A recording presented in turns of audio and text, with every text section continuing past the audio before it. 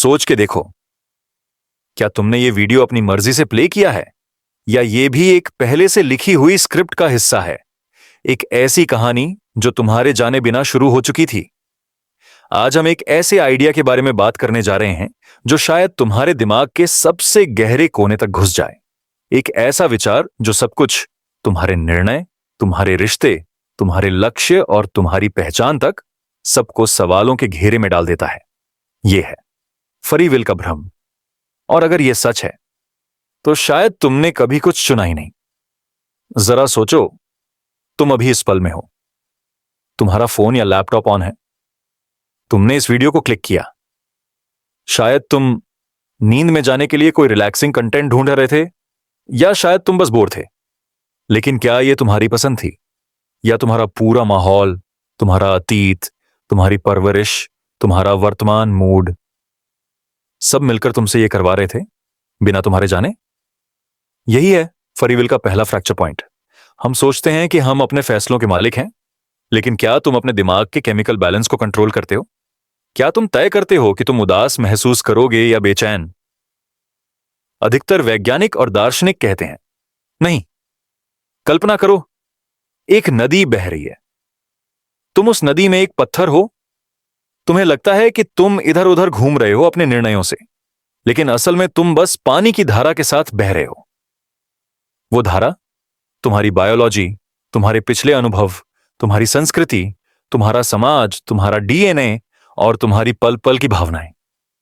समझो, अगर तुम किसी और मां बाप के घर पैदा होते, किसी और शहर में, किसी और भाषा के साथ, क्या तुम अभी भी वही निर्णय ले रहे होते, वही विश्वास रखते, वही लक्ष्य अपनाते? शायद नहीं। और अगर सब कुछ, तुम्हारा निर्णय लेने का सिस्टम भी एक उत्पाद है उन फैक्टर्स का, तो तुम क्या हो? एक मशीन, एक प्रिडिक्टेबल सिस्टम। ऐसा नहीं कि यह विचार नया है। दार्शनिक जैसे स्पिनोजा, शोपेनहावर और नीत्शे ने भी फ्री विल को एक भ्रम कहा था। स्पिनोजा ने कहा था, एक आदमी मानता है कि वह स्वतंत्र है केवल इसीलिए क्योंकि वह अपने कार्यों के प्रति जागरूक है और उन कारणों के प्रति अज्ञानी है जिनसे वे निर्धारित होते हैं। यानी हम बस अपनी चेतना की स्क्रीन पर मूवी देख रहे हैं और उस मूवी का डायरेक्टर हम नहीं हैं। अगर तुम विज्ञान की तरफ देखो तो भी कुछ ऐसा ही निकलता है। न्यूरोसाइंस एक्सपेरिमेंट्स ने यह दिखाया है कि तुम्हारा ब्रेन तुम्हारे एक्शन से कुछ मिलीसेकेंड पहले ही तय कर लेता है तुम्हारा अगला कदम। एक मशहूर प्रयोग में वैज्ञानिकों ने लोगों के ब्रेन सिग्नल्स को मॉनिटर किया। उनसे कहा गया कि जब चाहें तब एक बटन दबाएं। लोगों ने सोचा कि जब उन्होंने निर्णय लिया तब उन्होंने प्रेस किया, लेकिन ब्रेन स्कैन कुछ और कह रहा था। उनका ब्रेन उनके निर्णय लेने से पहले ही एक्टिव हो गया था, जैसे वो चुनाव पहले ही हो चुका था और वो बस उस चुनाव को पकड़ रहे थे। यह सब सुनकर शायद तुम्हारे दिमाग में एक अजीब सा सन्नाटा आ गया होगा, एक सुकून भी और एक घबराहट भी। क्या सब कुछ स्क्रिप्टेड है? लेकिन इसका मतलब क्या है तुम्हारे लिए? क्या तुम जिम्मेदार हो अपने कर्मों के लिए? अगर फ्री विल नहीं है तो गलती का क्या मतलब? इनाम और सजा का क्या तर्क? यहां पर साइकोलॉजी और कानून दोनों संघर्ष करते हैं। अगर कोई हत्यारा अपने जीन और परवरिश का उत्पाद है तो क्या वह दोषी है, या वह भी एक प्रोग्राम्ड मशीन है, खराब हुई पर वास्तव में बुरी नहीं? ये सब सवाल सिर्फ अकादमिक नहीं है, ये गहराई से व्यक्तिगत है। अगर तुम्हारे कर्म पूर्व निर्धारित हैं तो तुम्हारे सपने क्या हैं? तुम्हारी मेहनत का क्या मतलब रह जाता है? और अगर तुम प्यार करते हो किसी से, लेकिन तुम्हारा दिमाग ही उस कनेक्शन को बना रहा था, तो क्या वो प्यार वास्तविक है? पर रुको, ऐसा नहीं कि सभी दार्शनिक इस विचार से सहमत हैं। कुछ कहते हैं कि हां, हमारे चुनाव प्रभावित होते हैं, लेकिन पूरी तरह से पूर्व निर्धारित नहीं होते। एक कॉन्सेप्ट है कंपैटिबिलिज्म। यह कहता है कि फ्री विल और डिटर्मिनिज्म दोनों साथ साथ रह सकते हैं। यानी तुम्हारे चुनाव प्रभावित होते हैं, लेकिन उनका कुछ हिस्सा लचीला भी होता है। जैसे एक ट्रेन का ट्रैक फिक्स हो सकता है, लेकिन उस ट्रेन के अंदर तुम कौन सी सीट पर बैठते हो वो तुम तय कर सकते हो। लेकिन फिर से वो निर्णय भी तुम्हारे पिछले अनुभवों, मूड और माहौल से प्रभावित हो सकता है। तो क्या वो सच में स्वतंत्र है? जरा पॉज लो, एक गहरी सांस लो और सोचो, तुम अभी इस विचार के साथ हो, इस पल में। तुम्हारा दिल धड़क रहा है, तुम्हारा दिमाग चुपचाप प्रोसेस कर रहा है, और अब तुम सोच रहे हो, अगर मैं कुछ भी कंट्रोल नहीं करता तो मैं कौन हूं? शायद तुम एक यात्री हो, या एक ऑब्जर्वर, या एक किरदार एक ऐसी स्क्रिप्ट में जिसे तुमने लिखा ही नहीं। पर हो सकता है ये विचार भी तुम्हारे लिए ठीक उसी वक्त आना था, क्योंकि ये वीडियो भी तुम्हारी स्क्रिप्ट का हिस्सा था। क्या ये सब सुनकर तुम्हारा दिमाग भारी हो गया, या मुक्त? क्योंकि अगर कुछ भी तुम्हारे कंट्रोल में नहीं था, तो हो सकता है गिल्ट भी तुम्हारा नहीं था। तुम्हारी बेचैनी, तुम्हारा दर्द, तुम्हारी पुरानी गलतियां, शायद तुम्हें उन्हें अकेले उठाना ही नहीं था। शायद तुम्हारे पास कभी कोई विकल्प था ही नहीं। और अजीब तरह से वो एहसास शायद तुम्हें एक सुकून भी दे। अब थोड़ा आराम लो, इस विचार को शांत पानी में रेत की तरह बैठने दो। क्या तुम्हारी आंखों के पीछे अभी भी कुछ फैसले हो रहे हैं? क्या तुम अगले हिस्से तक जाना चाहोगे, या तुम पहले ही जा चुके हो? चलो, अब चलते हैं अगले एक और वर्जित विचार की ओर, जो तुम्हारे पूरे अस्तित्व पर सवाल उठाता है। याद रखो, तुमने शायद कभी चुना ही नहीं था ये देखना। और अब तुम तैयार हो अगले थॉट ट्रैप के लिए। अगला विचार, सिमुलेशन हाइपोथेसिस। क्या तुम सिर्फ किसी और के कंप्यूटर में एक सोच हो? क्या तुम कभी एक मोमेंट के लिए रुककर सोच पाए हो कि शायद तुम्हारी जिंदगी एक इल्यूजन है? जो चीजें तुम्हारे आसपास हैं, यह दुनिया, ये लोग, तुम्हारे इमोशंस, तुम्हारा पास्ट, तुम्हारा फ्यूचर, सब कुछ एक सिमुलेशन का पार्ट हो सकता है। सोचने में अजीब लगता है, लेकिन इस आइडिया ने सिर्फ फिलोसोफर्स को ही नहीं, बल्कि मॉडर्न फिजिसिस्ट्स और टेक बिलियनियर्स तक को हिला के रख दिया है। हम बात कर रहे हैं एक थ्योरी की जो शायद तुम्हारे एग्जिस्टेंस को ही वर्चुअल बना दे, द सिमुलेशन हाइपोथेसिस। शुरू करते हैं एक छोटी सी कहानी से। माना एक दिन तुम उठते हो और तुम्हें पता चलता है कि तुम जो भी जिंदगी जी रहे थे वो एक सपना था। तुम एक अलग दुनिया के रियल इंसान हो, और ये पूरी लाइफ एक सिमुलेशन थी, एक टेस्ट या एक इल्यूजन। तुम्हारा दर्द, तुम्हारी खुशी, तुम्हारे डिसीजंस, सब कुछ आर्टिफिशियली डिजाइन था। कैसे फील करोगे? Shock, relief, fear? यही क्वेश्चन सिमुलेशन हाइपोथेसिस पूछता है, और आंसर इतना सिंपल नहीं है। तो ये थ्योरी है कहां से? इस आइडिया को पॉपुलर बनाया निक बॉस्ट्रम नाम के एक फिलोसोफर ने। उन्होंने 2003 में एक पेपर लिखा जिसमें उन्होंने बोला, या तो हमारी सिविलाइजेशन कभी इतनी एडवांस्ड होगी ही नहीं कि वो हाइपर रियलिस्टिक सिमुलेशंस क्रिएट कर सके, या अगर वो बन गई तो ऑलमोस्ट सर्टेन है कि हम खुद एक ऐसे ही सिमुलेशन में हैं। समझो, अगर किसी एडवांस सिविलाइजेशन के पास इतनी कंप्यूटिंग पावर हो कि वो अपने एंसेस्टर्स के बिलियंस ऑफ सिमुलेशंस क्रिएट कर सके, तो मैथमेटिकली पॉसिबिलिटी ये है कि हम रियल वर्ल्ड में नहीं बल्कि उन्हीं सिमुलेशंस में से एक में हैं। तुम अभी तक जैसे भी सोच रहे थे वो रियल नहीं था। तुम एक कोड हो, एक प्रोग्राम, एक कॉन्शियसनेस जो आर्टिफिशियली जनरेट की गई है। जरा सोच के देखो, तुम्हारी दुनिया कितनी प्रेडिक्टेबल है। फिजिक्स के लॉज हर जगह अप्लाई होते हैं, हर ऑब्जेक्ट फॉल करता है ग्रेविटी के अनुसार, लाइट सेम स्पीड पे मूव करती है। सब कुछ इतना कंसिस्टेंट है जैसे किसी ने रूल्स लिख दिया हो, जैसे कोई कोडिंग लैंग्वेज हो जिसमें सब कुछ प्रीडिफाइंड हो। और अगर तुम वीडियो गेम्स खेलते हो जैसे माइनक्राफ्ट और द सिम्स या रेड डेड रिडेम्पशन, तुम्हें पता है कि उनकी दुनिया भी रूल्स फॉलो करती है। आर्टिफिशियल इंटेलिजेंस उनमें होती है, लेकिन उस एआई को उसकी दुनिया रियल लगती है। अब अगर हम भी किसी ऐसे ही सिमुलेशन का हिस्सा हैं, तो हम कैसे जानेंगे कि हम रियल हैं? हो सकता है कि तुम्हारा हर इंटरेक्शन, हर इंसान जिससे तुम मिलते हो, तुम्हारा हर मेमोरी प्री रिटन हो या रैंडमली जनरेटेड हो, और तुम सिर्फ एक एवेटार हो, एक सिमुलेटेड सोल जो एक और दुनिया के किसी इंसान के कंप्यूटर में चल रहा हो। क्या तुमने कभी डेजा वू फील किया है, जैसे तुम पहले भी किसी मोमेंट को जी चुके हो? या कभी किसी ड्रीम में तुमने कुछ देखा हो जो बाद में सच हो गया? कुछ लोग मानते हैं कि ये ग्लिचेस हो सकते हैं, सिमुलेशन के। जैसे गेम में कोई बग होता है, वैसे ही हमारी रियलिटी में भी ग्लिचेस हो सकते हैं। एक और थॉट प्रोवोकिंग बात यह है क्वांटम फिजिक्स। जब साइंटिस्ट सब एटॉमिक लेवल पर चीजें स्टडी करते हैं तो पार्टिकल्स बिहेव करते हैं जैसे वो तब तक एग्जिस्ट नहीं करते जब तक उन्हें ऑब्जर्व नहीं किया जाए। ये ऑब्जर्वेशन डिपेंडेंट रियलिटी का आइडिया भी सिमुलेशन थ्योरी को सपोर्ट करता है। जैसे तुम्हारा वर्ल्ड रेंडर होता है सिर्फ तब जब तुम उसे देखते हो, जैसे वीडियो गेम्स में होता है। और सबसे क्रीपी पार्ट, अगर यह सच है तो हमारे क्रिएटर्स कौन हैं? क्या वो ह्यूमंस हैं, एक फ्यूचर में इवॉल्व्ड स्पीशीज जो हमारी हिस्ट्री को रिक्रिएट कर रही है, या कुछ और ही aliens, AI gods, post human civilisations? क्या वो हमें देख रहे हैं? क्या हमारे एक्शंस उनके लिए कोई मीनिंग रखते हैं? हो सकता है कि तुम्हारा हार्ट ब्रेक उनके लिए बस एक डेटा पॉइंट हो, तुम्हारा स्ट्रगल एक सिमुलेशन इवेंट हो, और तुम्हारी प्रेयर्स बस व्हाइट नॉइज हो किसी अननोन प्रोग्रामर के लिए। लेकिन रुको, क्या यह आइडिया सिर्फ फैंटेसी है? क्या इसके पीछे कोई एक्चुअल साइंस है? तो जवाब है पार्शली हां।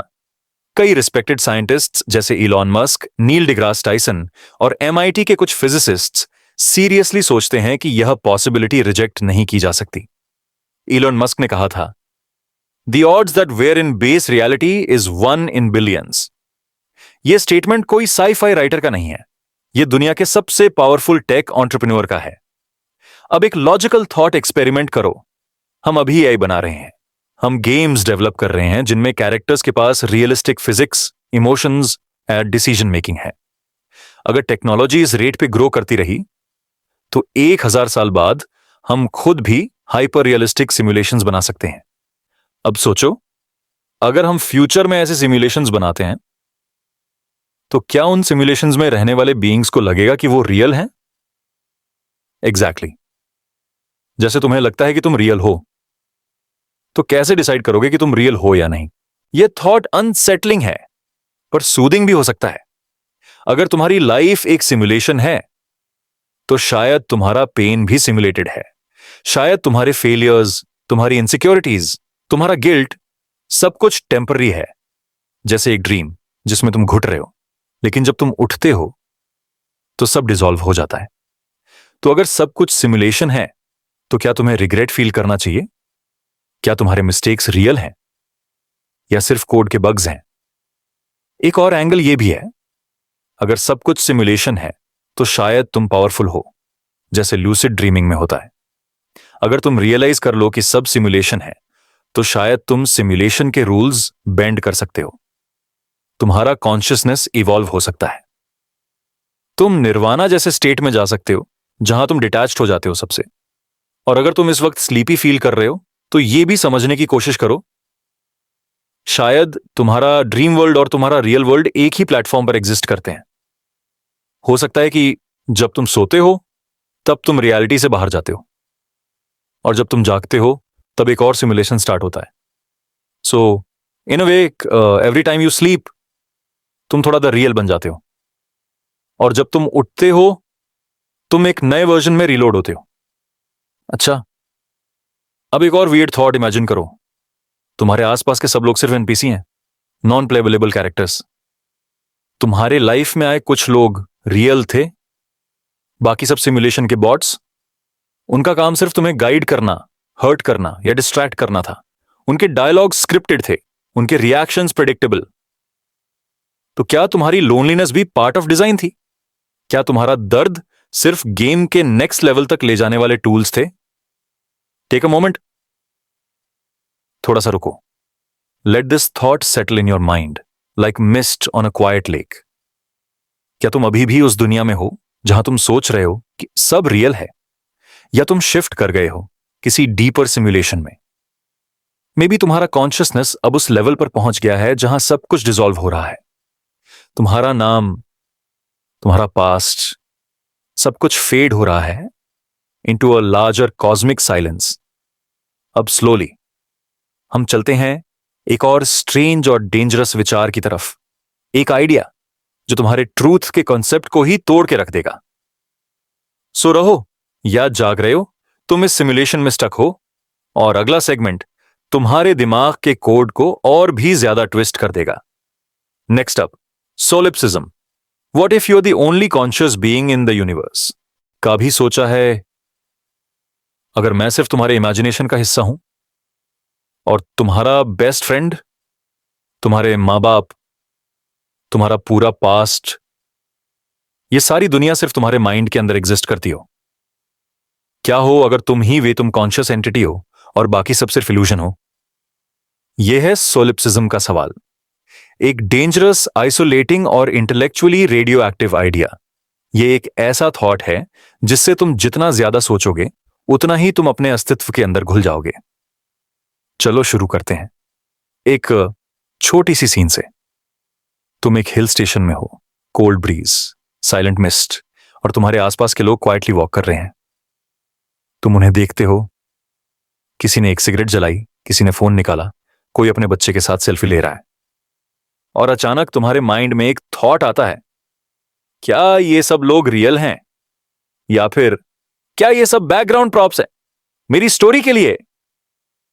ये थॉट चिल्लाता नहीं, ये धीरे धीरे तुम्हारे माइंड में सीप करता है, जैसे कोई शैडो जो तुम्हें कब का टच कर चुकी है, बस तुमने नोटिस नहीं किया। सोलिप्सिज्म का मीनिंग सिंपल है, only the self is certain to exist. इस फिलॉसफी के अकॉर्डिंग तुम अपने अलावा किसी और की कॉन्शियसनेस का प्रूफ नहीं दे सकते।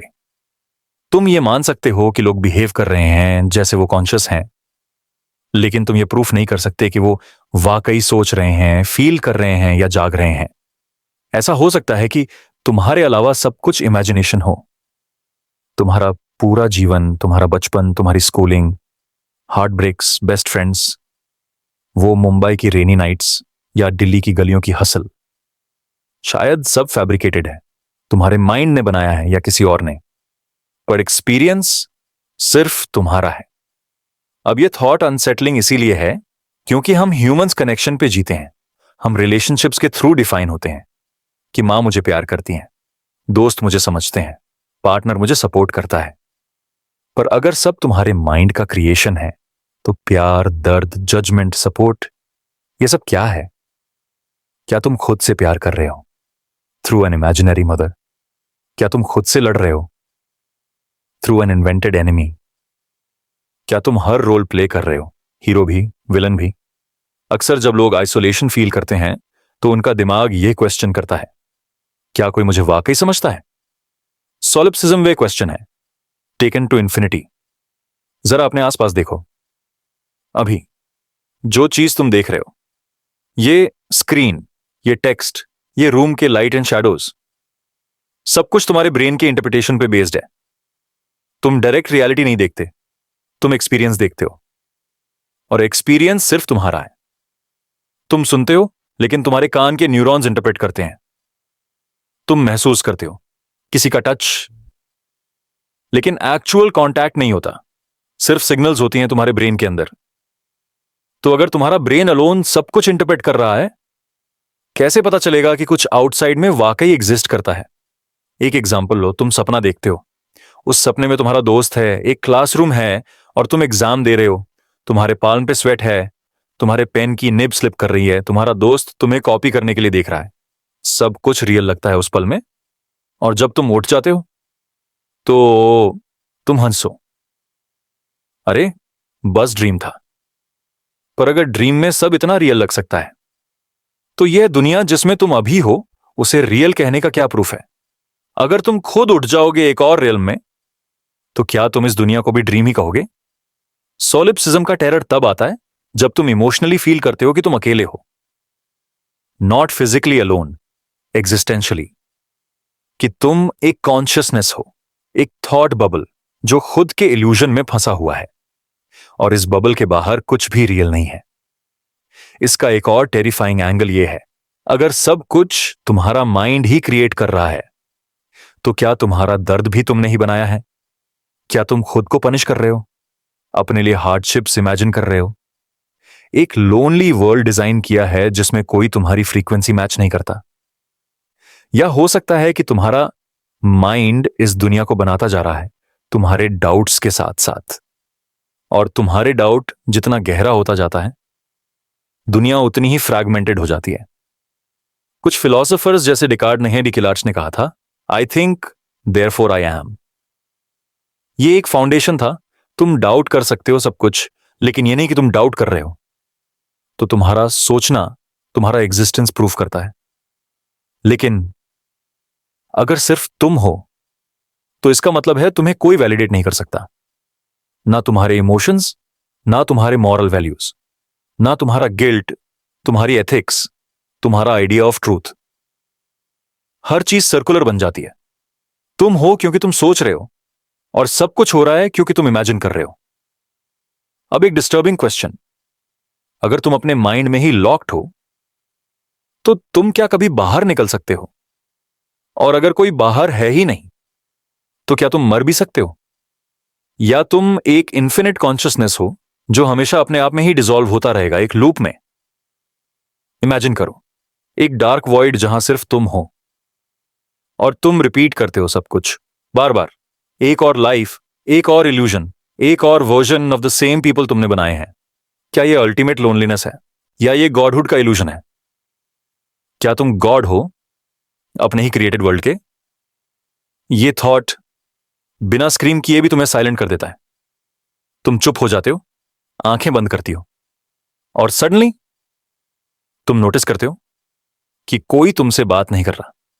बस तुम हो, तुम्हारा सांस, तुम्हारे थॉट्स, और वो सॉफ्ट बजिंग जो हमेशा होती है जब दुनिया थोड़ी अनरियल लगती है। अब रुको, ब्रीद, एक गहरा सांस लो और इमेजिन करो एक ऐसी जगह जहां तुम किसी और कॉन्शियसनेस से मिलते हो। एक और बीइंग जो तुमसे कह रहा हो मैं भी रियल हूं। क्या तुम उस पर भरोसा करोगे या सोचोगे कि तुम्हारे इमेजिनेशन ने एक और लेयर क्रिएट की है? क्या कभी किसी की आंखों में देखकर तुमने फील किया है ये रियल है? हो सकता है वो मोमेंट ही सबसे पावरफुल रेजिस्टेंस हो सोलिप्सिज्म के खिलाफ। वो एक सेकंड जब तुम्हें फील होता है कि तुम अकेले नहीं हो।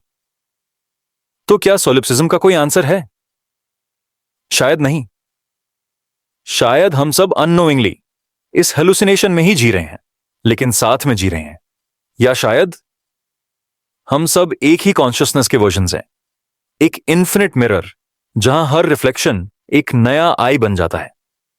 और हम सब एक ही दर्द, एक ही प्यार, एक ही यर्निंग फील करते हैं अपने ओरिजिन को वापस पाने की। सोचने के लिए यह काफी है ना? लेकिन अब वक्त है एक और डिस्टर्बिंग और इम्पॉसिबल आइडिया की तरफ जाने का। अगले सेगमेंट में हम एक्सप्लोर करेंगे एक कॉन्सेप्ट जो टाइम और स्पेस को ही डिस्टॉर्ट कर देता है। क्या तुम काफी रेडी हो उसके लिए? Next up, the eternal return. Are you living this same life over and over forever? कल्पना कीजिए आप एक पहाड़ी रास्ते पर चल रहे हैं, हल्की सी ठंडी हवा है, कहीं दूर से मंदिर की घंटी की आवाज आ रही है, और अचानक एक डेजा वू जैसा क्षण होता है। आप रुक जाते हैं, कुछ जाना पहचाना सा महसूस होता है, जैसे यह है क्षण, यह बिल्कुल यही रास्ता, यह खामोशी आप पहले भी अनुभव कर चुके हैं। और फिर एक विचार आता है, क्या मैं यह सब पहले भी जी चुका हूं? कोई रूपक नहीं, एकदम शाब्दिक अर्थ में पूरा का पूरा जीवन। वही माता पिता, वही विद्यालय, वही दिल टूटने का क्षण, वही गलतियां, वही निर्णय, बार बार, अनंत बार। यह है the eternal return, the eternal return. एक मन को मत देने वाला, भीतर तक झकझोर देने वाला विचार जिसमें समय कोई सीधी रेखा नहीं होता, बल्कि एक वृत्त होता है, और आप उस वृत्त में फंसे होते हैं हमेशा के लिए। यह विचार आया था फ्रीडरिश नीत्शे के चिंतन से। उन्होंने कहा था, क्या हो यदि एक रात्रि आपकी सबसे गहन एकाकीपन में एक दानव आपके पीछे आकर कहे, यह जीवन जैसा कि तुम अब जी रहे हो, तुम्हें इसे फिर से और असंख्य बार फिर से जीना होगा। सोचिए, आपका हर क्षण, सबसे नीरस क्षण भी बार बार दोहराया जा रहा हो। वह बरसात वाला मंगलवार जब आप बस स्टॉप पर भीग रहे थे, वह चाय की पहली चुस्की जब आप दिल टूटने से थोड़ा मजबूत हो गए थे, वे असहज खामोशियां, वे गुस्से भरे संदेश, वे छूटे हुए अवसर, बार बार उसी क्रम में, उन्हीं विवरणों के साथ। ऐसा क्यों होता है कि कभी कभी हम किसी जगह जाकर लगभग सुनिश्चित हो जाते हैं यह पहले हो चुका है, क्या वह डेजावू है या किसी लूप की स्मृति? अब आप सोच रहे होंगे, यह क्या समय यात्रा का कोई सिद्धांत है? नहीं, यह उससे भी अधिक सूक्ष्म है। इटर्नल रिटर्न कहता है कि अस्तित्व चक्रीय है, अर्थात ब्रह्मांड की घटनाएं पूर्ण रूप से अनंत समय में दोहराई जाती है। और यदि समय अनंत है और संभावनाएं सीमित हैं, तो अंततः सब कुछ फिर से होगा। आप भी वही निर्णय, वही पछतावे, वही सफलताएं, आप फिर से वही विचार सोचेंगे जो अभी सोच रहे हैं। आप फिर से यही वीडियो सुनेंगे, आप फिर से यह समझेंगे कि आप फिर से यह समझेंगे। इसका भावनात्मक भार समझिए। हम अक्सर यह सोचकर आराम महसूस करते हैं कि जीवन एक बार की कहानी है, एक यात्रा है जिसका अंत होगा और उसके बाद शांति। परंतु क्या हो यदि अंत के बाद वही कहानी फिर से आरंभ हो जाए और आप स्वयं को फिर से पाने के लिए 80 वर्षों की यात्रा करें, बार बार, बिना किसी विकल्प के? यह विचार अत्यंत भयावह है, क्योंकि यह आपके भूतकाल को महत्वपूर्ण बना देता है। आपके छोटे निर्णय भी अनंत परिणामों के साथ लद जाते हैं। आपका एक छोटा सा झूठ, एक आलस्य का क्षण, एक छूटी हुई माफी, सब कुछ फिर से होगा और आप उसे रोक नहीं पाएंगे, क्योंकि आपकी मुक्त इच्छा भी पहले से लिखी हुई है। नीत्शे ने इटर्नल रिटर्न को एक परीक्षण कहा था। उनका कहना था, यदि आपका जीवन इतना सार्थक है कि आप उसे अनंत बार जीना चाहेंगे, तो आप सही जीवन जी रहे हैं। पर सोचिए, क्या आप अब तक का अपना जीवन फिर से जीना चाहेंगे? वही बचपन की असुरक्षाएं, वही माता पिता का दबाव, वही अस्तित्वजन्य डर, वही प्रेम जो कभी मिल नहीं पाया, वह सब आपको फिर से मिलेगा और आप उस पर अलग प्रतिक्रिया भी नहीं दे पाएंगे। आप वही बनेंगे जो आप बन चुके हैं, हर बार, हर जीवन में। और यदि आप इस विचार को पूर्ण रूप से आत्मसात कर लेते हैं, तो एक गहरा अस्तित्वजन्य मिचलाहट, एग्जिस्टेंशियल नौजिया आता है। आप अचानक हर चीज को अलग दृष्टि से देखने लगते हैं। एक खाली चाय का प्याला भी आपसे कहता हुआ प्रतीत होता है, तुमने मुझे पहले भी यहीं रखा है। एक गीत जिसे आप बार बार सुनते हैं, शायद उसमें केवल नॉस्टैल्जिया नहीं, एक कॉस्मिक स्मृति भी छिपी हुई है। आपके सपने दोहराए जाने लगते हैं। आप बातचीतों में लूप्स महसूस करने लगते हैं। आपके हाथों की हरकतें भी जानी पहचानी लगती हैं, जैसे आप स्वयं अपने पात्र बन चुके हैं।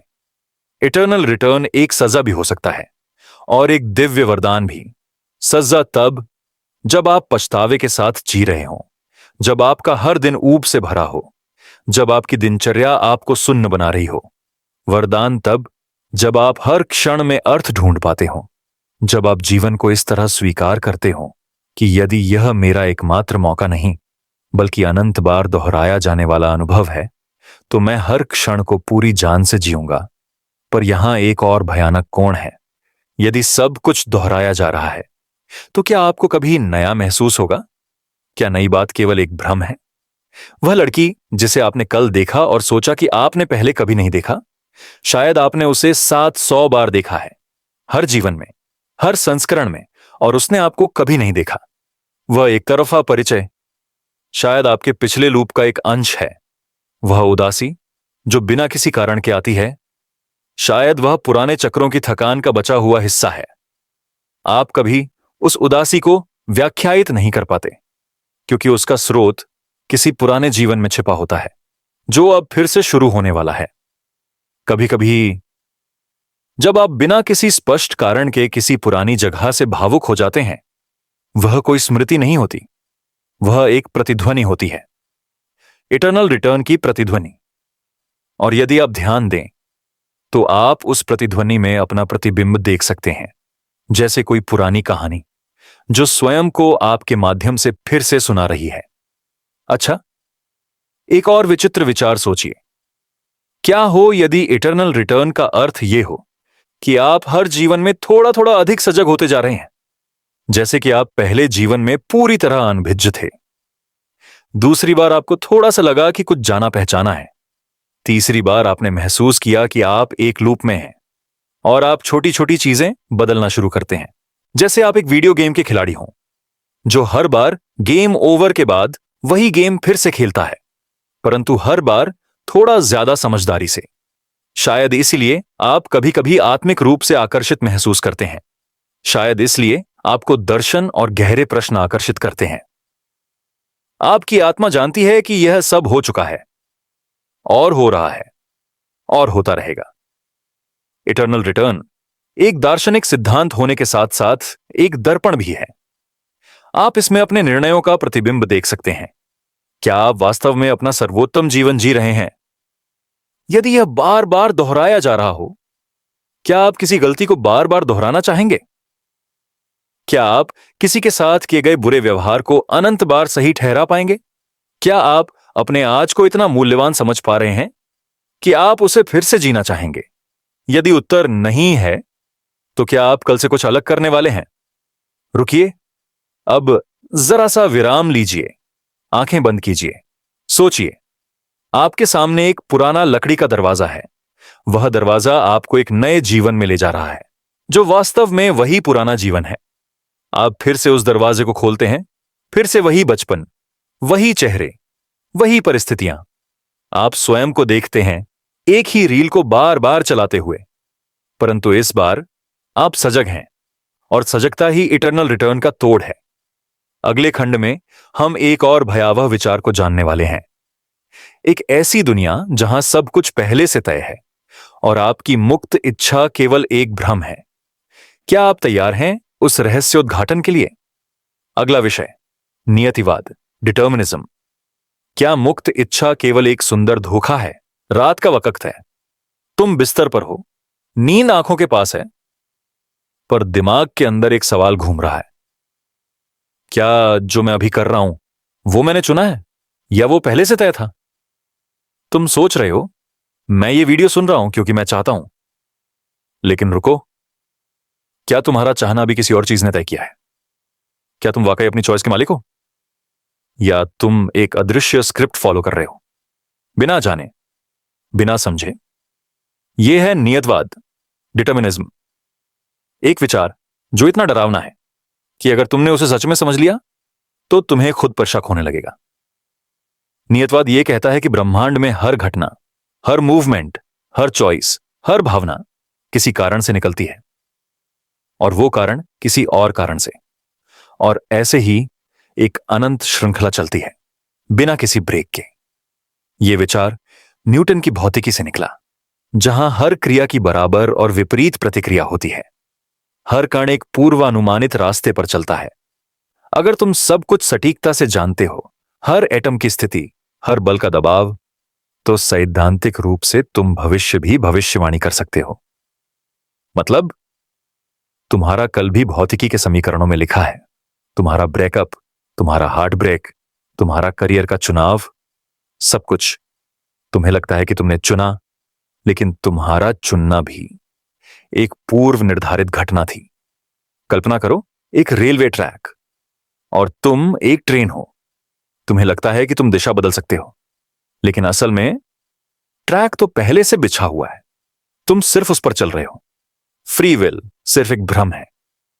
तुम्हारा निर्णय वास्तव में सिर्फ उस मानसिक स्थिति का परिणाम है जो तुम्हारा अतीत बना रहा था। तुम्हारी पर्सनालिटी, तुम्हारी परवरिश, तुम्हारा ट्रॉमा, तुम्हारा जेनेटिक्स, तुम्हारा मूड, तुम्हारा वातावरण, सब मिलकर तुम्हारे चॉइस को तय करते हैं। तो तकनीकी रूप से तुम्हारा चुनाव तुम्हारा था ही नहीं। सोचो जरा, क्या तुम किसी और के जूते में होते, किसी और मां बाप के, किसी और शहर के, तो क्या तुम वही चुनाव करते जो अभी किया? अगर जवाब नहीं है, तो तुम्हारा फ्री विल भी किसी माहौल का गुलाम है। तुम बस वो कर रहे हो जो तुम करने वाले थे, एक पूर्व लिखित कोड को फॉलो करते हुए। जैसे एक प्रोग्राम रन हो रहा हो और तुम सोच रहे हो कि तुम निर्णय ले रहे हो। यह एहसास थोड़ा दर्दनाक है ना, क्योंकि हम सबको लगता है हम अपनी कहानी के हीरो हैं, अपने निर्णयों के मालिक। लेकिन नियतवाद कह रहा है, बेटा, तुम्हारे डायलॉग्स भी लिखे हुए हैं। शायद इसीलिए तुमने ये वीडियो प्ले किया, ना ज्यादा क्यूरियस हो के, ना ज्यादा बोर हो के। एक परफेक्ट बैलेंस जिसने तुम्हें यहां तक लाया। यह भी एक प्रभाव है किसी कारण का, और वो कारण तुम्हारे दिमाग के अंदर कहीं छुपा था, तुम्हारे अनुभवों में, तुम्हारे सोचने के तरीके में, तुम्हारे सोशल सर्कल में, तुम्हारी अवचेतन इच्छाओं में। एक और डरावना एंगल सोचो, अगर फ्री विल एक भ्रम है तो फिर हम दोष किस चीज का देते हैं? किसी ने गलती की तो क्या उसने चुना गलत होने का, या उसका माहौल और अतीत उसे उस गलती तक ले गया? एक अपराधी की मानसिकता, क्या उसने उसे जानबूझकर बनाया, या समाज ने, जीन्स ने, ट्रॉमा ने उसे आकार दिया? अगर कोई अपना व्यवहार कंट्रोल नहीं कर सकता तो क्या वो दोषी है? और अगर वो दोषी नहीं तो सजा का क्या मतलब? अचानक कानून, न्याय, नैतिकता सब सवालों में आ जाते हैं। सब कुछ हिल जाता है। तुम्हारा दर्द, तुम्हारा गुस्सा, तुम्हारा प्यार, क्या वो भी पहले से तय था? क्या तुम्हारा किसी से प्यार होना सिर्फ तुम्हारी ब्रेन केमिस्ट्री और बचपन की अटैचमेंट का नतीजा है? और अगर हां, तो क्या प्यार भी एक भ्रम है? क्या तुम वाकई किसी को चुनते हो प्यार करने के लिए, या तुम्हारा दिमाग पहले ही तय कर चुका होता है कौन तुम्हारे न्यूरॉन्स को फायर करेगा? तुम्हें लगता है कि तुम्हारा दिल किसी एक इंसान के लिए धड़कता है, लेकिन नियतवाद कहता है वो धड़कन भी पहले से प्रोग्राम की गई थी। पर यहां एक और ट्विस्ट आता है। क्वांटम भौतिकी की कुछ व्याख्याएं नियतवाद को चुनौती देती हैं। उनका कहना है कि सब कुछ पूरी तरह पूर्वानुमानित नहीं है। रैंडमनेस भी होता है। सब एटॉमिक पार्टिकल्स कभी कभी बिना किसी वजह के कुछ कर जाते हैं। पर अगर रैंडमनेस आ गया तो वो फ्री विल थोड़ी ना हुआ। वो तो और भी ज्यादा बेबस बना देता है। मतलब, या तो तुम एक पूर्व निर्धारित स्क्रिप्ट पर हो, या तुम्हारा जीवन रैंडम डाइस रोल्स पर निर्भर है। किसमें ज्यादा सुकून है? चॉइस का भ्रम या अराजकता, चॉइस की असलियत? एक सांस लो, इसे बैठने दो, थोड़ा रुको, आंखें बंद करो, पूरा दिन रिवाइंड करो। क्या सब कुछ पूर्वानुमानित था? तुम्हारा वो गुस्सा, वो व्हाट्सएप मैसेज, वो मीटिंग कैंसिल करना, वो ख्याल लिखने का मन, क्या सब एक चेन रिएक्शन था जो कब का शुरू हो चुका था? और अगर हां, तो क्या तुम अब भी उस श्रृंखला में फंसे हो? कुछ लोग कहते हैं नियतवाद एक डरावना विचार है, पर कुछ कहते हैं यह आजाद करने वाला है। क्यों? क्योंकि अगर तुम्हारे निर्णय तुम्हारे कंट्रोल में नहीं थे तो अपराध बोध, गिल्ट का क्या काम? तुमने अगर कुछ गलत किया तो तुम्हारे अंदर एक मशीन चल रही थी जो उस दिशा में जा रही थी। तुम उसे चुन नहीं रहे थे, वो हो रहा था। तो क्या तुम अपने आप को माफ कर सकते हो, या क्या तुम दूसरों को भी माफ कर सकते हो, यह समझकर कि उसने जो किया वो उसे करना ही था? लेकिन यह एक रिस्की विचार है। अगर सब कुछ पहले से तय है तो फिर कोशिश का क्या मतलब? क्या हमें कोशिश ही नहीं करनी चाहिए? क्या सब कुछ तो होने वाला है वैसे भी? यह सोच नींद के लिए शांतिपूर्ण हो सकती है, या बिल्कुल उलटी भी। लेकिन एक और व्याख्या यह कहती है ऐसे काम करो जैसे फ्री विल असली है, भले ही वो ना हो। क्यों? क्योंकि भ्रम हो या हकीकत, तुम्हारा अनुभव तो असली है। तुम्हारा दर्द, तुम्हारी खुशी, तुम्हारा विचार, सब महसूस हो रहा है, और वो काफी है। कुछ लोग कहते हैं पुरो, भले ही स्क्रिप्ट लिखी हो, पर एक्टिंग अभी भी तुम्हारे हाथ में है। आखिर में नियतवाद तुमसे यह नहीं कह रहा कि तुम कुछ नहीं कर सकते। वो सिर्फ ये कह रहा है कि तुम्हारा करना भी एक और प्रतिक्रिया है, एक और क्षण में होने वाली क्रिया का। पर यह एहसास तुम्हें विनम्र बना सकता है, किसी और के दर्द को समझने में मदद कर सकता है, किसी और के गुस्से के पीछे का दर्द महसूस करने में मदद कर सकता है। और हो सकता है यह समझकर तुम अपने लूप में एक नया नजरिया ले आओ। तो अब जब तुम आंखें बंद करो, एक विचार लो अपने साथ, मैं अपने कर्मों का मालिक नहीं हूं, लेकिन मैं अपनी प्रतिक्रियाओं को समझ सकता हूं। शायद यही काफी हो शांति से नींद में जाने के लिए। अगला सेगमेंट और भी ज्यादा दिमाग घुमा देने वाला होने वाला है। एक ऐसी दुनिया जहां सब कुछ बनावटी हो सकता है, जहां तुम्हारे आसपास के लोग या तुम खुद भी सिर्फ एक सिम्युलेशन का हिस्सा हो सकते हो। क्या तुम तैयार हो उस दुनिया के दरवाजे पर कदम रखने के लिए? Next up, the simulation hypothesis. What if this reality isn't real? तैयार हो जाओ। अगला भाग शुरू किया जाए। सोचो, तुम एक सुंदर जंगल में हो, पेड़ों से रोशनी छन के आ रही है, जमीन पर सब कुछ परफेक्ट है, फूलों की खुशबू है, दूर एक नदी बह रही है और तुम्हें लगता है कि तुम जीवित हो। फिर अचानक एक स्क्रीन फ्लिकर होती है और वो जंगल गायब हो जाता है। तुम एक कमरे में हो, हेडसेट उतारते हो और तुम्हें याद आता है वो तो बस एक सिमुलेशन था। अब सोचो, जो दुनिया तुम्हें अभी रियल लग रही है, क्या वो भी एक सिमुलेशन हो सकती है? क्या तुम्हारा हर टच, हर इमोशन, हर दर्द, हर प्यार एक कोड का रिजल्ट है? क्या तुम अभी भी एक जंगल में हो या बस एक और सिमुलेशन के अंदर? सिमुलेशन हाइपोथेसिस ये कहता है कि हो सकता है हम जिस दुनिया को रियल समझ रहे हैं वो एक कंप्यूटर प्रोग्राम हो, एक वर्चुअल रियलिटी जिसमें हम फंसे हुए हैं और सब कुछ, तुम्हारा फोन, तुम्हारा दर्द, तुम्हारी नींद, तुम्हारी यादें, बस डिजिटल इल्यूजन है। यह आइडिया सुनने में साइंस फिक्शन लगता है, पर इसे प्रपोज किया था एक फिलोसोफर ने, निक बोस्ट्रॉम, ऑक्सफोर्ड यूनिवर्सिटी से, और इस पर एलन मस्क जैसे लोग भी काफी सीरियसली बिलीव करते हैं। तो ऐसा क्या है इस थ्योरी में जो दुनिया के सबसे इंटेलिजेंट माइंड्स को भी हिला के रख देता है? निक बोस्ट्रॉम ने एक लॉजिकल आर्ग्यूमेंट दिया था। अगर ह्यूमैनिटी इतनी एडवांस हो जाए कि वो रियलिस्टिक सिमुलेशंस बना सके और अगर उन सिमुलेशंस में कॉन्शियस बीइंग्स हो सकती हैं, तो फिर ये ऑलमोस्ट सर्टेन है कि हम रियल नहीं बल्कि उन्हीं सिमुलेशंस में से एक हैं, क्योंकि सिमुलेटेड रियलिटीज की संख्या एक रियल रियलिटी से हमेशा ज्यादा होंगी। समझो, एक सिविलाइजेशन है जो अपने एंसेस्टर्स के सिमुलेशंस बनाती है, हिस्टोरिकल मॉडल्स, जहां वो 2020 या 2100 के लोगों की लाइफ रिक्रिएट करते हैं। ऐसे में एक रियल वर्ल्ड के अंदर 1000 सिमुलेशंस चल रहे होते हैं, तो स्टैटिस्टिकली तुम्हारा चांस रियल होने का सिर्फ एक में से 1000 होता है। शॉकिंग है ना? अब सोचो, तुम्हारे आसपास की दुनिया, तुम्हारा घर, तुम्हारे दोस्त, तुम्हारा कॉलेज, तुम्हारा हार्ट ब्रेक, सब कुछ रेंडर हो रहा है जब तक तुम देख रहे हो। जब तुम पीछे मुड़ते हो, क्या पीछे का वर्ल्ड तुरंत बन जाता है? जैसे एक गेम में जब कैरेक्टर पीछे देखता है तभी तो ग्राफिक्स रेंडर होती है। अगर कोई तुम्हारे आसपास नहीं है तो क्या वो चीज एग्जिस्ट भी करती है या सिर्फ तब अपीयर होती है जब तुम्हारी नजर वहां पड़ती है? क्वांटम मैकेनिक्स भी कुछ ऐसा ही कहता है। पार्टिकल्स का बिहेवियर चेंज हो जाता है जब उन्हें ऑब्जर्व किया जाता है। सोचने वाली बात है ना?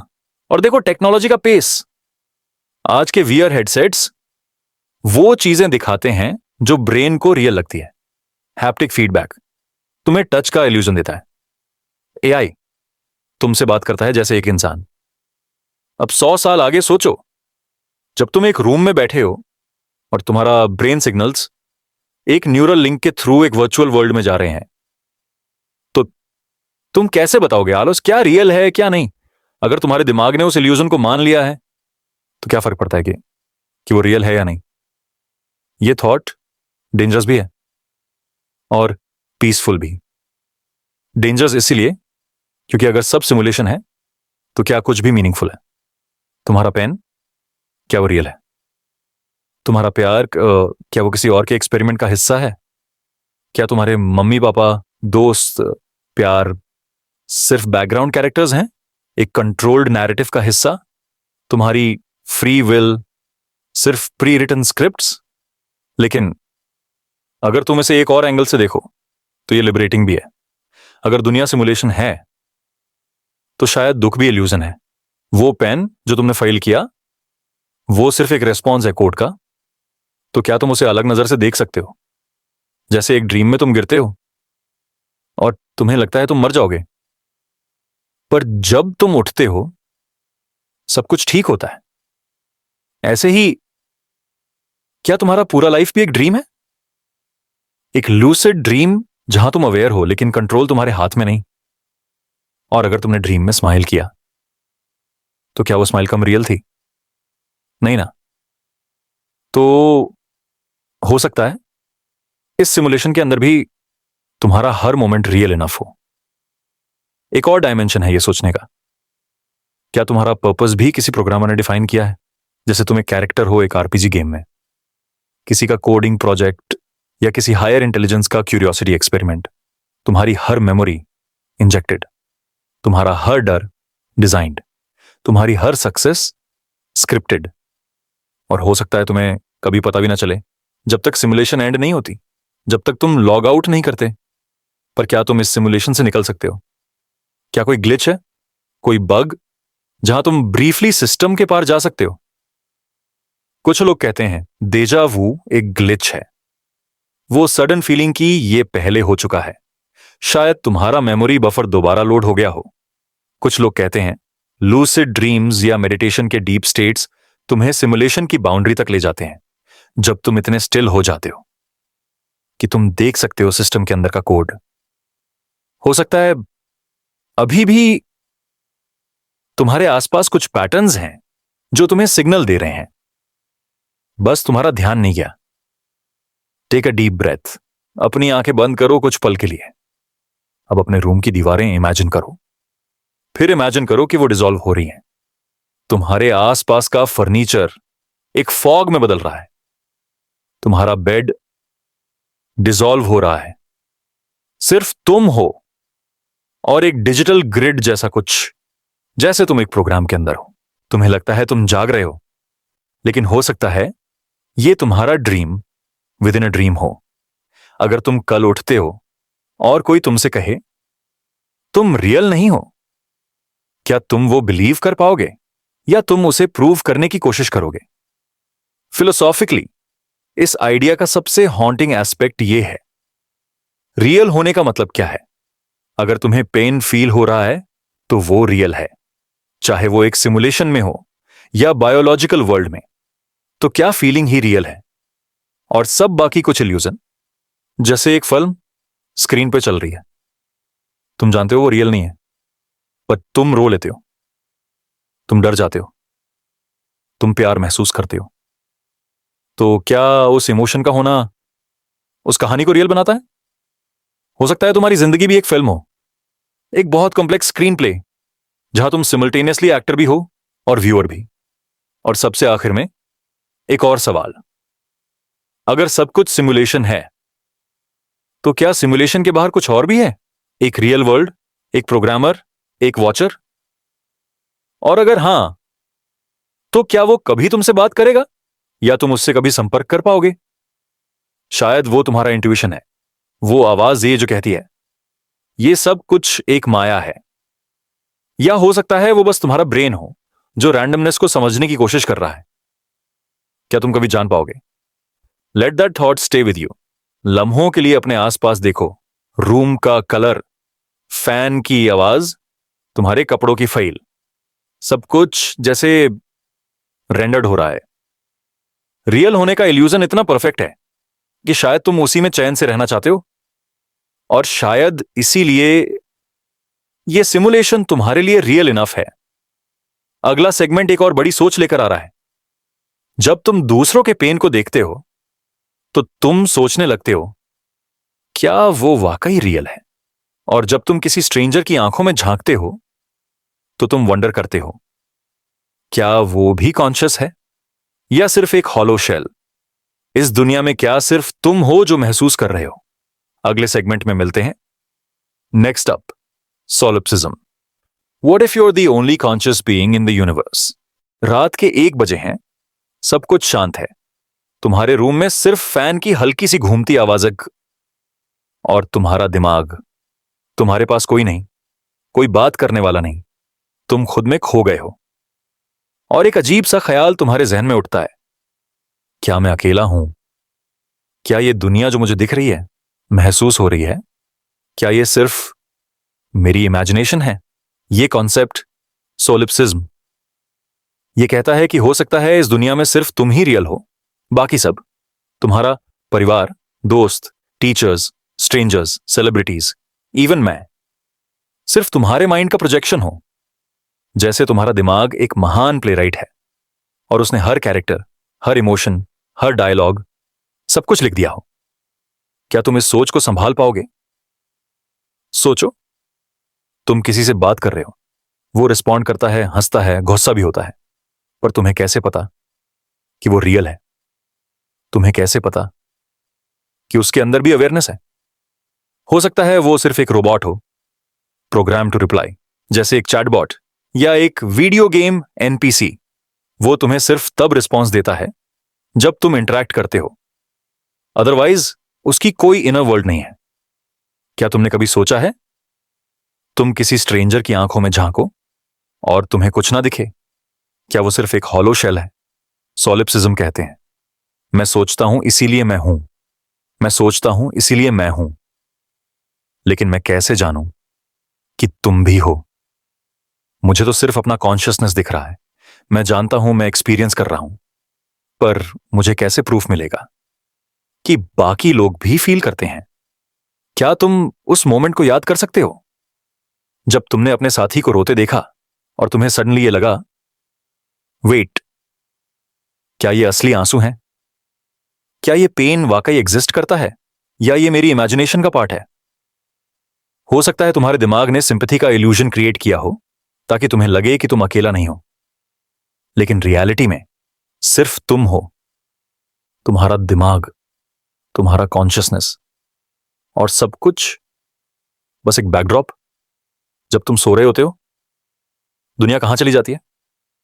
क्या वो पॉज हो जाती है? क्या दिल्ली के रोड्स, मुंबई के ट्रेन्स, लंदन का ट्रैफिक सब रुक जाता है? या वो तब तक एग्जिस्ट करता है जब तक तुम इमेजिन करते हो? एक गेम के जैसे, जहां तुम जैसे ही किसी और जगह चलते हो, वहां का वर्ल्ड लोड हो जाता है, बाकी दुनिया पेंडिंग स्टेट में पड़ी रहती है। तो क्या तुम्हारा दिमाग ही सर्वर है जो सब कुछ प्रोसेस करता है? सोलिप्सिज्म डरावना है, क्योंकि अगर सब कुछ तुम्हारे माइंड का इल्यूजन है तो तुम्हारा दर्द भी सिर्फ तुम्हारा है। कोई और उसे शेयर नहीं करता, कोई और उसे समझ नहीं सकता। तुम सच में अकेला हो। क्या तुम इस तन्हाई को झेल पाओगे जब तुम्हें यह लगे कि मां की गोद भी सिर्फ तुम्हारी यादों का एक शैडो है? कि बचपन के दोस्त सिर्फ तुम्हारी खुद की कहानी के कैरेक्टर्स थे? कि हर हग, हर हंसी, हर हार्ट ब्रेक सिर्फ एक सिंगल प्लेयर मोड का इल्यूजन था? लेकिन एक और एंगल है, क्या हो सकता है वह ये सब गिफ्ट हो? कि तुम्हारा दिमाग इतना पावरफुल है कि उसने एक एंटायर यूनिवर्स क्रिएट कर लिया। Planets, people, pets, poems. तुम्हारा दिमाग एक थिएटर है और इसके अंदर तुमने सब कुछ स्टेज पे ला दिया है। तुम्हारे फादर का गुस्सा, तुम्हारी दोस्त की मुस्कान, वो चाय की दुकान, वो पहाड़ों का सफर, सब तुम्हारे इमेजिनेशन के लेयर्स हैं। जैसे तुमने अपने लिए एक ड्रीम वर्ल्ड डिजाइन किया हो जहां तुम खुद भूल गए हो कि तुम क्रिएटर भी हो। और अगर तुम क्रिएटर हो तो क्या तुम कुछ बदल भी सकते हो? क्या तुम अपने स्टोरी का एंडिंग लिख सकते हो?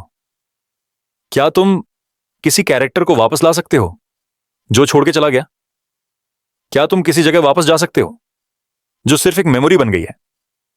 अगर सब कुछ तुम्हारा माइंड है तो क्या तुम टाइम भी रिवर्स कर सकते हो? वो एक पल जब तुमने उसका हाथ छोड़ा था, क्या तुम उस पल में वापस जा सकते हो? वो एक रास्ता जो तुमने चूज नहीं किया, क्या तुम उस पर अब चल सकते हो? सोलिप्सिज्म तुमसे यह नहीं पूछता कि दुनिया रियल है या नहीं, वो तुमसे यह पूछता है तुम किस एक्सटेंट तक जिम्मेदार हो अपनी दुनिया के लिए। क्या तुम एक्सेप्ट कर सकते हो कि तुमने ही सब कुछ बनाया है? हर सुकून, हर दर्द, हर हार, हर चमत्कार। क्या तुम उस सच को देख सकते हो कि हर वजह तुम खुद हो? और अगर तुम दुनिया के सेंटर हो तो क्या तुम अपनी रिस्पॉन्सिबिलिटी भी ले सकते हो? या तुम हमेशा कहना चाहोगे यह मेरे कंट्रोल में नहीं था? कभी कभी लगता है कि यह थॉट टॉक्सिक है, सेल्फिश है, नार्सिसिस्टिक है, पर हो सकता है यह सबसे ऑनेस्ट थॉट हो, क्योंकि जब सब कुछ गिर जाता है और तुम खुद से बात करते हो, तभी तुम्हें रियलाइज होता है कि हर रात जब तुम रोए और कोई नहीं था, तब भी तुम थे। तुम्हारी रूह, तुम्हारा अवेयरनेस, और वो तुमसे कभी दूर नहीं गया। तो अगर दुनिया में कोई एक चीज रियल है तो वो तुम हो। बस एक बार इस आइडिया को फील करो, तुम पूरी दुनिया के डायरेक्टर हो। तुमने स्क्रिप्ट लिखी है, तुमने सब एक्टर्स चूज किए हैं, तुम ही हो जो अपलॉज सुनते हो और तुम ही हो जो साइलेंस में छुप जाते हो। अब तुम पर है कि तुम किस सीन का नेक्स्ट डायलॉग लिखते हो। तुम ट्रेजेडी लिखोगे या रिडेम्पशन? तुम किसी को माफ करोगे या खुद से मिलोगे? तुम्हें आजादी है, तुम्हारा दिमाग तुम्हारा यूनिवर्स है, तुम इस दुनिया के देवता भी हो और देवदास भी। तो अगले बार जब तुम किसी से मिलो, किसी की आंखों में झांको और ये सोचो, इज दिस पर्सन रियल और just another version of me? और हो सकता है ये पूरा वर्ल्ड सिर्फ तुम्हारा रिफ्लेक्शन हो, तुम्हारे फियर्स का, तुम्हारे ड्रीम्स का, तुम्हारे लव का। तुम खुद से कभी नहीं बच सकते, क्योंकि इस दुनिया में हो सकता है सिर्फ तुम हो और वो इनफ है। अगले सेगमेंट में हम एक्सप्लोर करेंगे एक और लेयर जहां मेमोरीज रियल नहीं होती और तुम्हारा पास्ट भी तुमसे झूठ बोलता है। क्या हो सकता है तुम्हारी सबसे प्रेशियस यादें भी प्लांटेड हों? मिलते हैं अगले एपिसोड में। Next up, false memory syndrome. What if your past never happened the way you remember? रात के 2 बज चुके हैं, तुम अपने बिस्तर पर लेटे हो, आंखें थोड़ी हैवी हो गई हैं, पर तुम्हारा दिमाग अभी भी सवालों का एक जंगल है। अचानक तुम्हें एक याद आती है, एक छोटी सी मेमोरी, बचपन की, एक मोमेंट, एक रिश्ता, एक वाकया जो कभी तुम्हारा सबसे प्यारा हिस्सा था। वो स्मेल, वो साउंड, वो फीलिंग, सब कुछ बिल्कुल जिंदा लगता है। पर एक सेकंड रुको, क्या तुम श्योर हो कि यह मेमोरी वाकई असली है?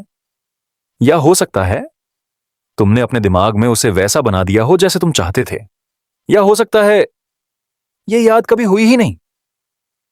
फॉल्स मेमोरी सिंड्रोम कहते हैं कि हो सकता है तुम्हारी कुछ यादें गलत हों, ना सिर्फ डिस्टॉर्टेड बल्कि कंप्लीटली फैब्रिकेटेड। तुमने कभी वो चीज फील ही नहीं की, वो सीन कभी हुआ ही नहीं, वो लोग उस वक्त वहां थे ही नहीं, पर तुम्हारा दिमाग उस मेमोरी पर पूरा भरोसा करता है, जैसे किसी ने उसे प्लांट कर दिया हो, जैसे तुम्हारा पास्ट तुम्हारा अपना क्रिएशन हो। और अगर तुम्हारा पास्ट तुम्हारा बनाया हुआ हो तो तुम खुद किस हद तक रियल हो? एक छोटी सी स्टोरी सोचो। तुम्हें याद है कि जब तुम 5 साल के थे, तुम घूमने गए थे शिमला। तुम्हारे डैड ने तुम्हें स्नो में स्लाइड करवाया था। तुम्हारी मां ने उस मोमेंट का फोटो लिया था और तुम्हें वो याद है, स्नोफ्लेक्स, हाथ का स्वेटर, कैमरा की फ्लैश। तुम्हारे लिए वो एक वार्म मेमोरी है। लेकिन जब तुम 25 के हो जाते हो और तुम अपनी मां से वो फोटो मांगते हो, वो कहती है, बेटा हम कभी शिमला गए ही नहीं। तुम कंफ्यूज्ड हो जाते हो, पर तुम्हें तो वो मोमेंट याद है, तुम्हें तो उस स्वेटर की टेक्सचर तक याद है। तो फिर वो मेमोरी आई कहां से? हो सकता है किसी और की कहानी, टीवी के किसी सीन या किसी और के अनुभव का टुकड़ा तुम्हारे दिमाग में इंप्लांट हो गया हो और धीरे धीरे तुमने उसे अपना कर लिया, तुमने उसे रियल मान लिया। क्या तुम इस कॉन्सेप्ट को संभाल सकते हो? ह्यूमन ब्रेन बहुत पावरफुल है पर इक्वली अनरिलायबल भी है। मेमोरी एक कैमरा नहीं है, वो एक कैनवस है, और हर बार जब तुम किसी मेमोरी को याद करते हो, तुम उस कैनवस पे दोबारा पेंट करते हो। हर बार थोड़ा अलग, थोड़ा ज्यादा रोमांटिक, थोड़ा ज्यादा ड्रामेटिक, कभी कभी थोड़ा ज्यादा दर्द भरा। जैसे जैसे वक्त बीतता है, तुम्हारा माइंड अपने नैरेटिव के हिसाब से तुम्हारी यादों को एडिट करता रहता है और तुम्हें लगता है ये तो वही मेमोरी है, पर रियलिटी में ये एक फिक्शनल वर्जन बन चुकी होती है। क्या तुमने कभी किसी दोस्त के साथ बैठकर एक पुरानी इंसिडेंट याद की है और तुम दोनों अलग वर्जन्स बताते हो? तुम कहते हो वो रेड शर्ट पहनी थी, वो कहता है नहीं यार ब्लू थी। तुम कहते हो तुम गिरे थे, हम सब हंसे थे, वो कहता है नहीं तू गिरा था। अजीब बात यह है, दोनों अपने वर्जन पर पूरा भरोसा करते हैं। तो क्या सच में कोई रियल वर्जन होता भी है या सबके पास अपना अपना पास्ट होता है? क्या हो सकता है कि एक ही वक्त में 10 अलग लोग एक ही मोमेंट को 10 अलग तरीके से रिमेंबर करें? और तब सवाल यह उठता है, ट्रूथ क्या होता है? और अगर ट्रूथ हर किसी का अपना हो तो सच और झूठ का कंसेप्ट ही डिसॉल्व हो जाता है। फॉल्स मेमोरी सिंड्रोम का सबसे डार्क एस्पेक्ट यह है कि तुम्हें किसी ने कुछ बिलीव करवा दिया जो कभी हुआ ही नहीं। थेरेपीज में, हिप्नोसिस में या इवन एक्सीडेंटल कॉन्वर्सेशंस में लोग ऐसे ट्रॉमेटिक मेमोरीज याद करने लगते हैं जो कभी उनके साथ नहीं हुई है, लेकिन उनका दिमाग वो यादों को सो रियल बना देता है कि उनका प्रेजेंट लाइफ उसी पे बेस्ड हो जाता है। सोचो, अगर तुम्हारे अंदर गिल्ट, ट्रॉमा या एंगर किसी ऐसी चीज के लिए हो जो कभी हुई ही नहीं, तो क्या तुम्हारी पूरी इमोशनल आइडेंटिटी भी एक इल्यूजन है? क्या तुम एक ऐसे पास्ट के बेसिस पर अपनी पर्सनालिटी जी रहे हो जो कभी एग्जिस्ट ही नहीं करता था? क्या तुम्हारे डिसीजंस, तुम्हारा फियर, तुम्हारा लव सब कुछ मिसप्लेस्ड है? पर यह सिर्फ नेगेटिव यादों के साथ नहीं होता। कभी कभी हम अपने पास्ट को ज्यादा ब्यूटीफुल भी बना देते हैं। वो स्कूल का प्यार जो तुम्हें लगता है तुम्हारा पहला ट्रू लव था, शायद उस वक्त तुम उसे इग्नोर करते थे। वो ट्रिप जहां तुम्हें लगता है तुम जिंदगी से प्यार कर बैठे थे, शायद वहां तुम बोर्ड और कंफ्यूज थे, पर तुम्हारा दिमाग उस मेमोरी को एडिट कर चुका है, उसमें फिल्टर्स लगा चुका है। जैसे एक इंस्टाग्राम स्टोरी जहां सब कुछ ड्रीमी दिख रहा हो और अब तुम उस इमेज को रियल मान रहे हो। तो जब तुम अपने प्रेजेंट से कंपेयर करते हो, तुम्हें लगता है वो दिन अच्छे थे, पर क्या वो अच्छे थे या बस अच्छे दिखते हैं? एक और लेयर सोचो, अगर तुम्हारी मेमोरी अनरिलायबल है तो क्या हो सकता है तुम्हारी आइडेंटिटी भी फ्लूइड हो। तुम खुद को जो समझते हो, मैं एक एंग्शियस इंसान हूं, मैं एम्बिशियस हूं, मैं उस इंसान से हर्ट हुआ था। क्या ये सब एक फ्रैजाइल स्टोरी का पार्ट है जो तुमने अपने लिए बनाई है? और अगर कल किसी ने तुम्हें प्रूफ दे दिया कि वो मेमोरी गलत थी, तो तुम्हारा पूरा सेल्फ इमेज हिल जाता है। जिसे तुम मैं कहते हो, वो एक कॉम्पिलेशन है इनकम्प्लीट और कभी कभी फैब्रिकेटेड यादों का। और ये एक हॉन्टिंग थॉट है कि तुम्हारा पास्ट रियल नहीं, तो तुम खुद भी एक मिराज हो सकते हो। लेकिन हर इल्यूजन डार्क नहीं होता। कभी कभी इल्यूजन्स हमें हील करते हैं। अगर तुम्हारा माइंड एक पेनफुल मेमोरी को ट्विस्ट करके उसे बेरेबल बना देता है, तो क्या वो झूठ भी एक गिफ्ट है? हो सकता है तुम्हारा दिमाग तुमसे सच छुपाता हो ताकि तुम सरवाइव कर सको। जैसे कोई मां अपने बच्चे को सच नहीं बताती, वैसे ही तुम्हारा सबकॉन्शियस तुम्हें वो सच नहीं दिखाता जो तुम्हें तोड़ सकता है। तो क्या ये फॉल्स मेमोरी एक काइंड ऑफ प्रोटेक्शन है? एक सॉफ्ट लाई जिसमें तुम जी सकते हो, सो सकते हो। शायद इसीलिए तुम्हें याद नहीं वो सब जो तुम्हारे साथ हुआ था या जो कभी हुआ ही नहीं। और अब एक फाइनल थॉट, अगर तुम्हें कल सुबह उठते ही ये रियलाइज हो जाए कि तुम्हारी सबसे इंपॉर्टेंट मेमोरी तुम्हारी मां की मुस्कान, या तुम्हारा कॉलेज का लास्ट डे, या तुम्हारा पहला ब्रेकअप गलत था, वो वैसे नहीं हुआ जैसे तुम्हें याद है, तो क्या तुम वो याद वापस दोगे? या तुम कहोगे चाहे झूठ था पर वो मेरा था? क्या मेमोरीज हमारी होती हैं या हम उनके? क्या हम अपनी यादों के गुलाम हैं या उनके क्रिएटर? क्या हम सच में जानते हैं कि हम कौन हैं, या हम सिर्फ अपने दिमाग की कहानियों में जी रहे हैं, जैसे कोई स्क्रिप्ट राइटर जो खुद ही अपना प्ले देख रहा है? सोचो, थोड़ी देर रुको और इस सवाल के साथ बैठो। If your memories are not real, then what are you made of? अगले सेगमेंट में हम एक्सप्लोर करेंगे एक और डिमेंशन जहां नथिंगनेस का कॉन्सेप्ट है, शून्य, वॉइड्स। और एक सवाल, अगर कुछ भी रियल नहीं तो फिर एग्जिस्टेंस का मतलब क्या है? मिलते हैं सेगमेंट 9 में, आखिरी लेयर में, जहां हर थॉट डिसॉल्व हो जाता है। Next up, the ontological abyss. What if there is no ground beneath reality? रात का आखिरी पहर है, पंखुड़ियों सा हल्का अंधेरा छाया हुआ है, तुम्हारा दिल धीरे धीरे शांत हो चुका है और अब तुम एक ऐसे जोन में हो जहां नींद और जागृत अवस्था का फर्क धुंधला पड़ जाता है। आज हम उस अंतिम दरवाजे तक पहुंच चुके हैं जहां ना कोई लॉजिक बचा है, ना कोई याद, ना आइडेंटिटी, ना मीनिंग, सिर्फ एक खामोश सवाल, अगर रियलिटी के नीचे कोई जमीन ही नहीं है तो? इसका मतलब सिंपल नहीं है, यह कोई हॉरर फिल्म का क्लिफहैंगर भी नहीं है, यह एक एग्जिस्टेंशियल विस्पर है जो तुम्हारे सबकॉन्शियस में शोर मचा रहा है। हम सब अपनी जिंदगी एक सर्टेन सेंस ऑफ स्टेबिलिटी के साथ जीते हैं। चाहे दुनिया कैसी भी हो, हम ये मान लेते हैं कि कोई तो बेस लेयर होगी, कोई तो फंडामेंटल सच, कोई तो रियलिटी का एंकर। जैसे किसी बिल्डिंग का फाउंडेशन होता है, हमारी सोच का भी एक बेस होना चाहिए, राइट? चाहे तुम साइंस में बिलीफ रखते हो या स्पिरिचुअलिटी में, चाहे तुम लॉजिक फॉलो करते हो या लव, तुम मान के चलते हो कि कोई आखिरी लेयर जरूर होगी जहां चीजें क्लियर हो जाती हैं।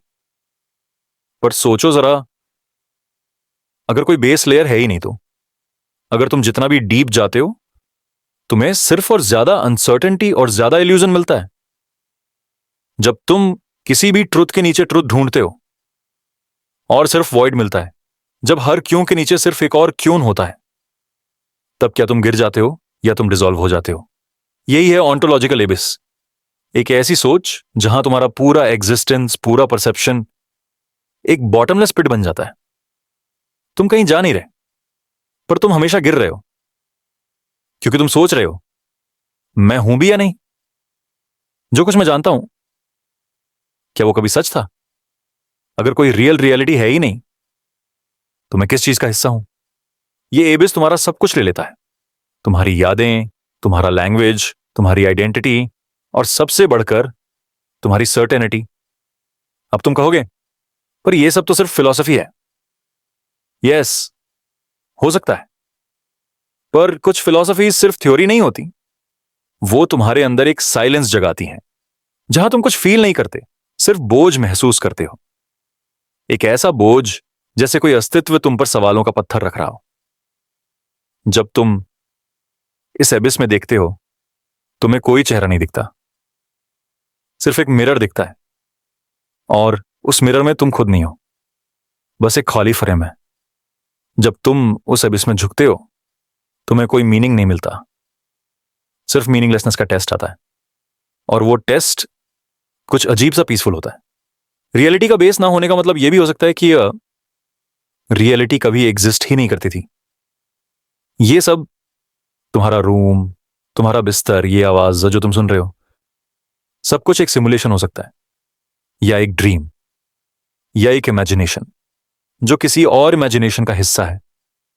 एक ड्रीम के अंदर एक ड्रीम, जहां हर लेयर खुद एक और कहानी होती है। और हर बार जब तुम्हें लगता है अब मैं जाग गया हूं, हो सकता है तुम सिर्फ एक नए लेवल पर ड्रीमिंग कर रहे हो। तो अब सवाल यह है, अगर कुछ भी सर्टेन नहीं है, तो क्या हम सब कुछ एक्सेप्ट कर लें? क्या हम इस एबिस में अपने आप को फ्री फॉल करने दें? क्या हम कह दें, हां मैं कुछ नहीं जानता, और शायद मैं हूं भी नहीं, और फिर उस खाली स्पेस में रियलिटी की खुशबू को महसूस करें? क्योंकि जब कोई बेस नहीं होती, तब तुम्हें किसी बेस के खिलाफ लड़ना भी नहीं पड़ता। तुम फ्री हो जाते हो। ना किसी सच का प्रूफ देना पड़ता है, ना किसी झूठ से बचना पड़ता है। बस एक शून्य रह जाता है, और शून्य में तुम फाइनली रेस्ट कर सकते हो। इस रेस्ट का मतलब डेथ नहीं है, ये एक अलाइव साइलेंस है, एक ऐसी स्टिलनेस जहां कोई थॉट नहीं, कोई आइडेंटिटी नहीं, सिर्फ एक बीइंग है, बिना डेफिनेशन के। तुम हो, तो बिना मैं के। तुम फील करते हो, पर बिना कोई नाम दिए। तुम ऑब्जर्व करते हो, पर वो ऑब्जर्वर भी डिसॉल्व हो चुका है। ये ऑन्टोलॉजिकल एबिस तुम्हारा अल्टीमेट मेडिटेशन पॉइंट बन सकता है, जहां तुम किसी और की डेफिनेशन के स्लेव नहीं होते, ना कल्चर के, ना रिलीजन के, ना लॉजिक के। सिर्फ तुम हो, और एक शब्द भी नहीं होता डिस्क्राइब करने के लिए।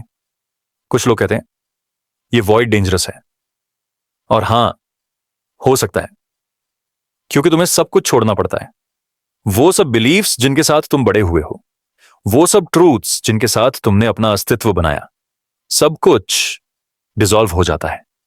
पर जब सब कुछ डिसॉल्व हो जाता है, तो जो बचा रहता है वो शायद असली तुम हो। एक अनटच्ड, अनफिल्टर्ड वर्जन, जो किसी भी नाम, मेमोरी या हिस्ट्री से बंधा हुआ नहीं है। वो एक प्योर अवेयरनेस है, और उस अवेयरनेस में कोई जरूरत नहीं होती मीनिंग की, कोई जरूरत नहीं होती आइडेंटिटी की, सिर्फ बीइंग ही काफी होती है। तो अब जब तुम इस फाइनल सेगमेंट पे हो, मैं तुमसे एक छोटी सी रिक्वेस्ट करता हूं। अपने आप से कुछ मत पूछो, कुछ समझने की कोशिश मत करो, कुछ कंक्लूड करने की भी जरूरत नहीं है। सिर्फ इस थॉट के साथ बैठो, अगर रियलिटी के नीचे कोई जमीन ही नहीं है तो, और अगर तुम उस थॉट में थोड़ा देर रुके, थोड़ा देर सांस ली, थोड़ा देर फील किया, तो तुम पाओगे कि तुम किसी डार्क पिट में नहीं गिर रहे हो, तुम तो सिर्फ हवा में तैर रहे हो, फ्री, लाइट और बिना किसी एंड के। ये कोई हॉरर नहीं, ये एक लिबरेशन है। तुम्हें कुछ प्रूव करने की जरूरत नहीं, कुछ पकड़ने की भी जरूरत नहीं। तुम जैसे हो वैसा रहना काफी है। कासिया, अगर तुम्हारा पास्ट सिर्फ इमेजिनेशन था, अगर तुम्हारी यादें डिस्टॉर्ट थीं, अगर तुम्हारा फ्री विल एक इल्यूजन था, फिर भी तुम इस मोमेंट में अलाइव हो, अलाइव, और शायद वही काफी है। तो अब जब तुम्हारी आंखें बंद होने लगी हैं और तुम्हारा दिमाग हल्का हो चुका है, सिर्फ एक आखिरी फीलिंग छोड़ के जाता हूं। तुम्हारे नीचे कोई ग्राउंड नहीं है, तुम्हारे आसपास कोई वॉल्स नहीं है, कोई शेप नहीं, कोई लेबल नहीं, कोई टाइम नहीं, सिर्फ तुम हो, और वो भी बिना तुम के। एक लाइट, एक साइलेंस, एक ट्रूथ जो कभी नहीं कहा जा सकता, सिर्फ महसूस किया जा सकता है। गुड नाइट ट्रैवलर, तुमने अपने अंदर के सभी दरवाजों को पार कर लिया है। अब बस रेस्ट करो और इस शून्य में डिसॉल्व हो जाओ।